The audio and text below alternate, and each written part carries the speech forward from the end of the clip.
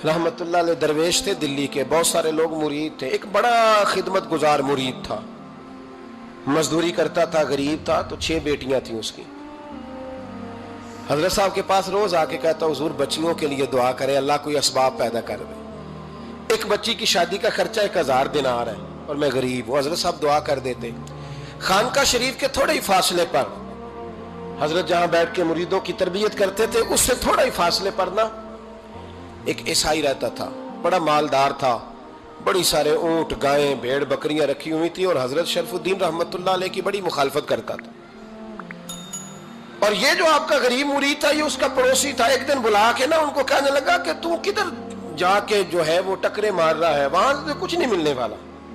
वो तुझे क्या देंगे जिनकी खानका खुद चंदे पे चलती है, मदरसा चंदे पे चलता है, मस्जिद चंदे पे चलती है, तेरी बेटी का मामला कहां हल होगा? तो उस दरवेश ने कहा कि तू मेरे पीर को नहीं जानता, तू अजय मेरा महबूब नहीं डिठा, तो पता नहीं ना, तू इस रास्ते का मुसाफिर नहीं, तू नहीं जानता।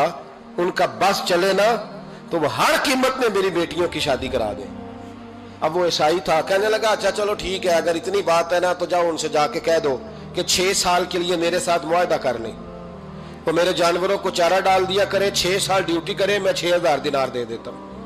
वो मेरे साथ 6 साल मेरे जानवरों को चारा डाले, रखते हैं ना आप चारा डालने के लिए, एडवांस पैसे दे के। अब तो लोग उन्हें भी गुलाम ही बना लेते हैं, बड़ी थोड़ी तनख्वाह देते हैं, जुल्म करते हैं, पूरा मुआवजा नहीं देते।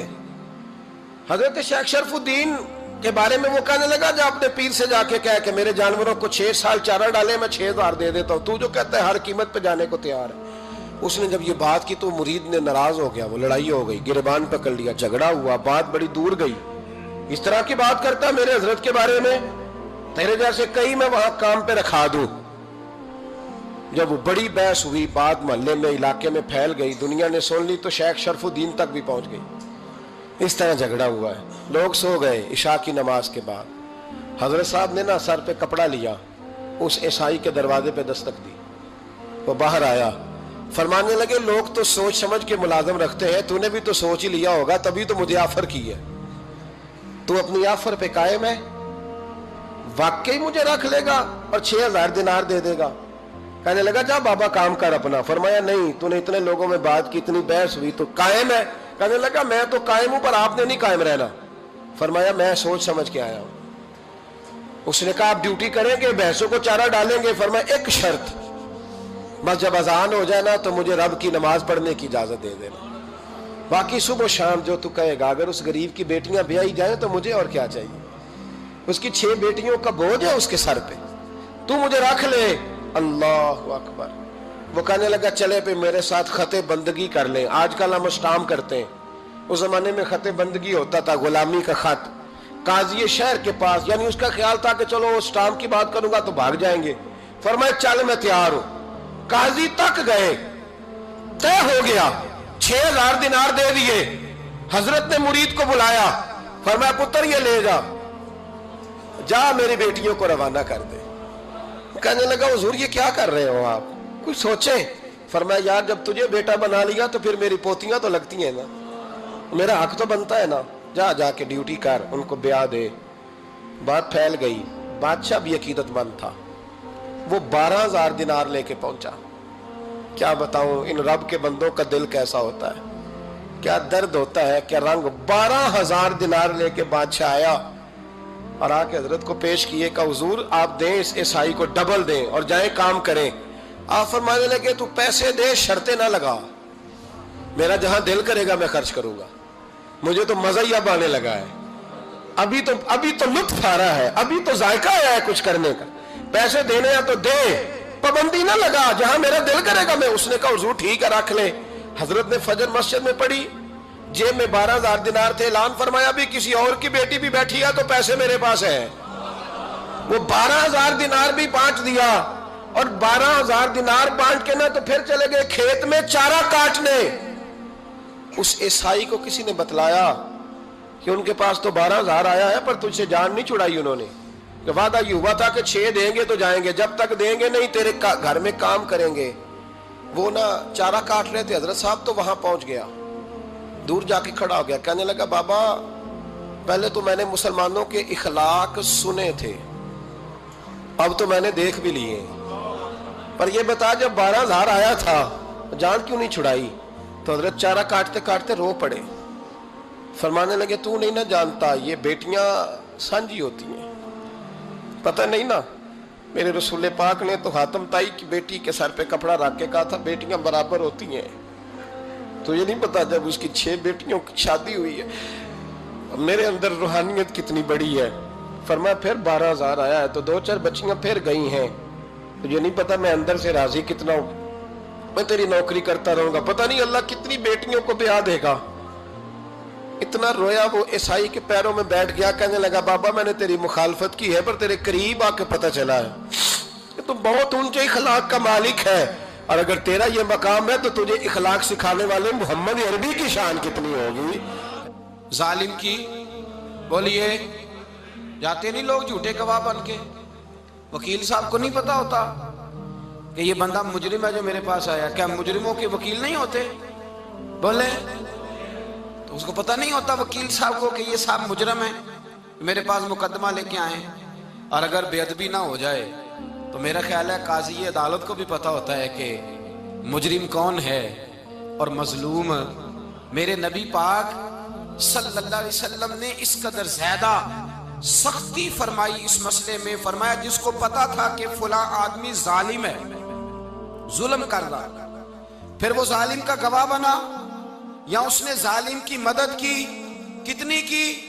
شارحین لکھتے ہیں چاہے اس نے ایک جملہ بول کے کی، چاہے ایک، سارے بولیے، چاہے ایک غریب کو اس نے ظلم کیا تو کہتے ہیں علاج یہ سی، چاہے ایک جملہ بول کے کی، شارحین اس حدیث کی شرح میں لکھتے ہیں ایک جملہ بول کے چاہے مدد کی، جس بندے نے کسی ظالم کی مدد کی کسی مقدمے میں یا کسی صورت میں اور اسے پتا تھا یہ ظالم ہے، میرے نبی پاک صلی اللہ تعالیٰ علیہ وسلم فرماتے ہیں اگر اس نے مدد کی، ابھی ظالم کی بات نہیں ہو رہی، ظالم کے مددگار کی بات ہو رہی، اگر کسی نے ظالم کی مدد کی تو حضور فرماتے ہیں خدا بھی اس سے بری و ذمہ ہے، رسول بھی اس سے بری و ذمہ ہے۔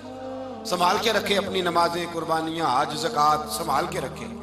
اگر ظالموں کا مددگار ہے، الیکشن آ لینے دے، آپ کو نظر آ جائے گا کون کون ظالموں کا مددگار ہے، نظر آ جائے گا۔ اپنی جیب سے لوگ پیسے دے کے ظالموں کی مدد کریں گے، ان کے فلیکس چھپوائیں گے، بورڈ لگوائیں گے، جیبوں سے پیسے دے کے۔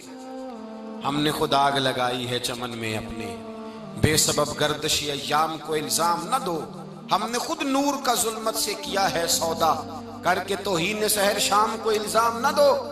ظالموں کے مددگار میدان میں آ گئے، یہ چھوٹا لفظ نہیں، میرے حبیب پاک صلی اللہ علیہ وسلم نے فرمایا جو ظالم کا مددگار ہے سن لے جو سجن کے ساتھ کچہری جاتا ہے، وہ یاد رکھے جو دوست کا گواہ بنتا ہے، وہ یاد رکھے جو کہتا ہے میں مانگی گیا تھا، مجھے بلایا گیا تھا قبضہ چھڑانے کے لیے کسی غریب بیوہ کی جائیداد پہ، وہ سن لے تو مدد کر کے نہیں آیا، تو خدا کے ذمے سے نکل گیا ہے۔ رسول پاک نے فرمایا تیرا میرا تعلق ختم ہو گیا، تو ظالم کا مددگار ہو گیا۔ پھر تو کہتا ہے میں بے چین ہوں، میں بے قرار ہوں، میں آزمائش کا شکار ہوں، پلٹ کے دیکھ تو صحیح تیرا گناہ کتنا بڑا ہے۔ میرے نبی پاک صلی اللہ علیہ وسلم کا ایک اور فرمان سن لیں، ابن ماجہ ابو داؤد میں موجود ہے، اس حدیث کو آپ نے یاد کر لینا ہے، کر لیں گے انشاءاللہ، سارے کہیے انشاءاللہ کر لیں گے یاد۔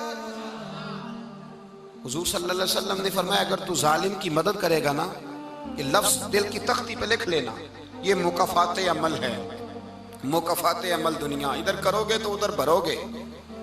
فرمایا اگر تو کسی ظالم کی مدد کرے گا، سن لے حضور کا فرمان ہے، اگر تو ابن ماجہ ابو داؤد سیاہ میں موجود ہے، فرمایا اگر تو کسی ظالم کی مدد کرے گا تو رب تعالیٰ مرنے سے پہلے پہلے تیرے اوپر بھی ظالم کو مسلط کر دے گا، تیرے اوپر بھی ایک دفعہ ظلم ضرور ہوگا اگر تو ظالم کی، وہ کسی صورت میں بھی ہو سکتا ہے، کسی صورت میں بھی، تیرا بیٹا ہی اٹھ کے ظلم کر دے گا، تو الجھ جائے گا، کسی نہ کسی جگہ تیرے لیے تباہی کا سامان ہوگا، تیرے اوپر ظلم ہوگا، اس لیے کہ تو ظالموں کا مددگار ہے۔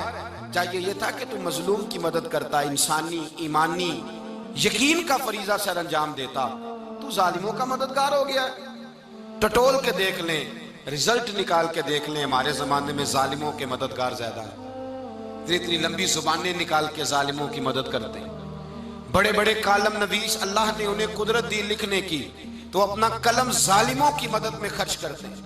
وہ لوگ جن کو اللہ تبارک و تعالیٰ نے قدرت دی، ہمت دی، طاقت دی، کچھ لوگ ان کے حلقہ احباب میں، وہ اپنے لوگوں کو استعمال کر کے ظالموں کی مدد کرتے ہیں، ظالموں کی مدد کرتے ہیں۔ میرے نبی کریم سید عالم نور مجسم صلی اللہ علیہ وسلم نے فرمایا، اگر تو نے ظالم کی مدد کی تو جب تک تو توبہ نہیں کرے گا رب تجھ سے ناراض ہی رہے گا۔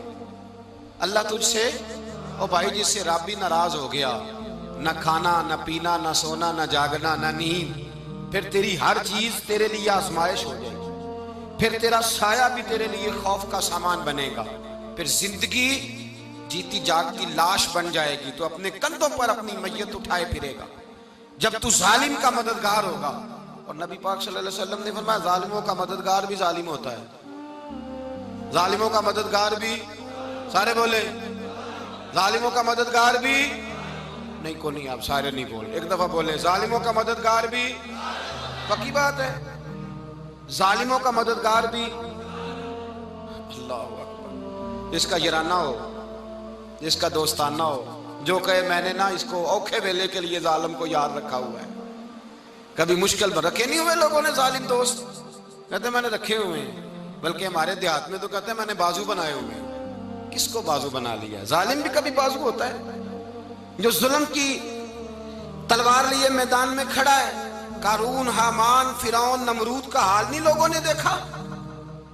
اپنے زمانے میں آپ نے کتنے لوگ نہیں دیکھے جن کے سائے سے، آواز سے لوگ کانپتے تھے؟ پھر پولیس کی گاڑیوں میں وہ اس طرح مردہ پڑے کہ دنیا نے تماشا دیکھا ان کا۔ یہ رنگ ہم نے دیکھے نہیں اپنے آنکھوں سے۔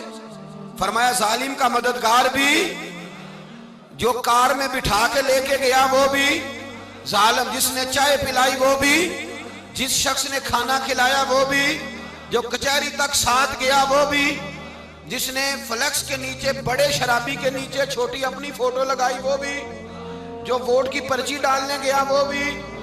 کہہ دینا باہر نکل کے کہ حضرت صاحب نے سیاسی تقریر کی ہے، کہہ دینا، پر بات تو سچی ہے نا۔ خو کرے ہم تو سے تھوڑا سا گلا بھی سن لے، خو کرے ہم تو سے تھوڑا سا بھی گلا۔ امام مالک کے پاس ایک بندہ آیا، اس نے کہا حضور میں درزی ہوں، ایک ظالم بادشاہ مجھ سے کپڑے سلواتا ہے، میں تو ظالموں کا مددگار نہیں نا۔ ایک ظالم بادشاہ مجھ سے، حضور میں تو مددگار نہیں نا ظالموں کا، جو فرمایا ظالموں کا مددگار بھی ظالم ہوتا ہے، تو کپڑے لے کے آتا ہے میں سی کے دے دیتا ہوں، ذمہ داری نہیں۔ یہ ایک آدمی دکاندار ہے، اس سے کوئی بندہ چیز خریدنے آئے گا تو تھوڑی کہے گا میں نے نہیں دینی، تو دے گا۔ کوئی بندہ اگر کسی شخص سے کوئی کام کہتا ہے جو اس کی فیلڈ ہے، اس کا شعبہ ہے، اس کا معاش کا وہ سلسلہ ہے، کہتے ہیں یا رسول اللہ صلی اللہ علیہ وسلم ظالموں کا مددگار بھی ظالم، حضور نے فرما دیا۔ تو امام مالک سے بندے نے مسئلہ پوچھا، دل کی تختی پہ لکھنے والی باتیں ہیں، کہا حضور میں درزی ہوں، ظالم کپڑے سلواتے ہیں، میں تو مددگار نہیں نا۔ امام صاحب کہنے لگے نہیں، مددگار تو وہ ہوگا جو تجھے سوئی دھاگا فراہم کرے گا، تو تو پورے کپڑے سی کے دیتا ہے، تو خود بہت بڑا ظالم ہے، تو پورے سوٹ سی کے دیتا ہے، تو بہت بڑا ظالم خود ہے۔ مددگار تو وہ ہوگا جو تجھے دھاگا دے گا، جو تجھے بٹن دے گا، جو تجھے نلکی دے گا۔ جو ظالم سے اتنی نفرت، ظلم کر کے بندہ ہے، یہاں تو ہمارے زمانے میں ہیرو بن جاتے ہیں لوگ، ظالم ہیرو ہے، لوگ اس سے ڈرتے پھرتے ہیں، گھومتے پھرتے ہیں، اور بہت سارے کم مزاج لوگ اس کے پیچھے ہاتھ باندھ کے پھرتے ہیں۔ ظالموں کی مدد کرنا، ظالموں کے ساتھ رہنا، یہ ظلم ہے، ظلم، یہ زیادتی ہے۔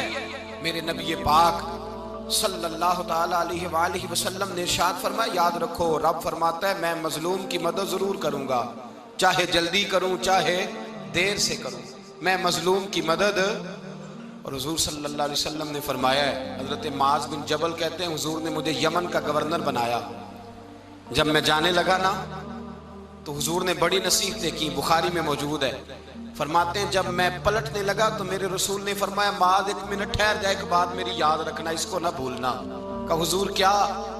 فرمایا دیکھنا کسی پہ ظلم نہ کر بیٹھنا، کہیں تجھ سے زیادتی نہ ہو جائے۔